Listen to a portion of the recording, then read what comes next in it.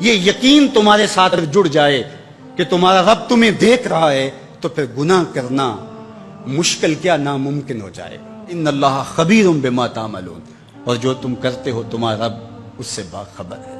مت سمجھنا کہ وہ دیکھ نہیں رہا، تم کو چھٹی دے رکھی ہے تو اس کا یہ مطلب نہیں ہے کہ تم اس کی پہنچ سے باہر ہو یا اس کی نگاہوں میں نہیں ہو۔ تمہارے ایک ایک لمحے کو وہ دیکھ رہا ہے، ایک ایک ساعت کو ملاحظہ کر رہا ہے۔ بند کمرے ہوں یا مخفی غاریں، تم جہاں بھی داد عیش دو تمہارا رب تمہیں دیکھ رہا ہے۔ کالے پہاڑ کی گہری غار میں چیونٹی چلتی ہے تو اس کے ننھے اور مہین پاؤں سے سینہ سنگ پر جو لکیر بنتی ہے تمہارا رب اس کو یوں دیکھتا ہے جیسے دیوار چین کو دیکھتا ہے۔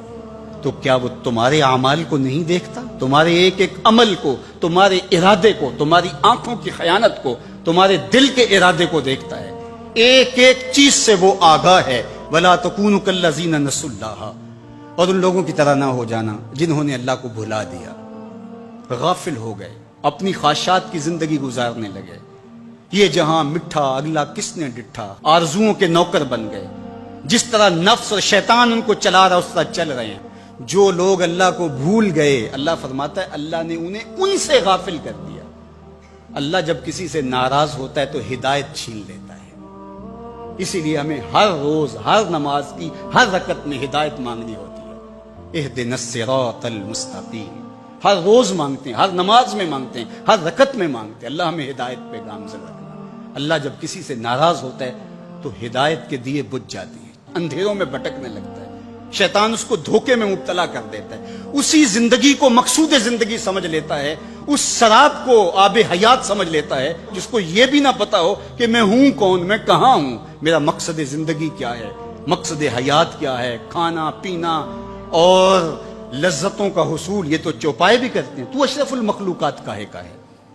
یہ زندگی تو ان کی بھی ہے کہ وہ اچھا کھاتے ہیں، تم تو ایک پاؤ بھر گوشت کھا لیتے ہو اور شیر روز ایک ہرن چاٹ جاتا ہے، وہ تیرے سے زیادہ کھاتا ہے، تیرے سے زیادہ طاقتور ہے۔ ہاتھی کا جسم تیرے سے کہیں بڑا ہے، پرندے ہواؤں میں اڑتے ہیں، مچھلی پانی کی تہوں میں اتر جاتی ہیں، عقاب کی نظروں اور بلندی پرواز کی دیکھنے والی ہوتی ہے، کرگس کہاں سے کہاں تک سونگ لیتی ہے، ان کی قوت شامہ تیرے سے بڑی ہے، لیکن اس کے باوجود بھی افضل تو، اشرف بھی تو، اور اللہ نے اپنی نیابت کا تاج تیرے سر پہ رکھا ہے۔ تو تو مقصود ہے، تو تو مسجود الملائک ہے، فرشتوں کی پیشانی تیرے حضور جھکی ہے، تو اپنے آپ سے آشنا ہی نہیں ہے، تجھے پتہ ہی نہیں کہ تو کون ہے۔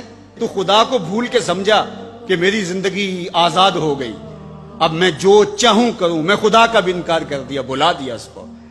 کہا جب خدا کو تو بھولا تو خود کو بھول گیا، زندگی کے مقصد کو تو نے فراموش کر دیا، اب بھٹکتا ہے ارض فلات میں، جنگل میں پڑے ہوئے خشک پتے کی طرح، جس کو ہوائیں کبھی ادھر اڑا دیتی ہیں کبھی ادھر اڑا دیتی ہیں۔ مقصد حیات کا علم نہیں ہے۔ خدا کو بھولنے کا یہ نتیجہ ہے جو تجھے بھگتنا پڑ رہا ہے۔ خدا آشنا ہو جا، خود آشنا ہو جائے گا، تجھے ذات سے آگہی ہو جائے گی، من کا شعور مل جائے گا، تجھے پتا چلے گا کہ میں کون ہوں، میری زندگی کا مقصد اور مقصود کیا ہے۔ تو اگر تو ایسا نہیں کرے گا تو اللہ تجھے تیرے سے بے خبر کر، تیری ٹانگیں نہیں توڑ دی جائیں گی، تیرا رزق نہیں چھین لیا جائے گا، تیری آنکھوں سے روشنی نہیں اچکی جائے گی، تیرے کانوں کی سماعت نہیں کھینچ لی جائے گی، یہ سب کچھ ہوگا لیکن مقصد زندگی نہیں۔ تو کہا اس قرآن سے جڑ جاؤ، اپنی زندگی کو مالک کے سپرد کر دو اور ایک ایک لمحہ مالک کی چوک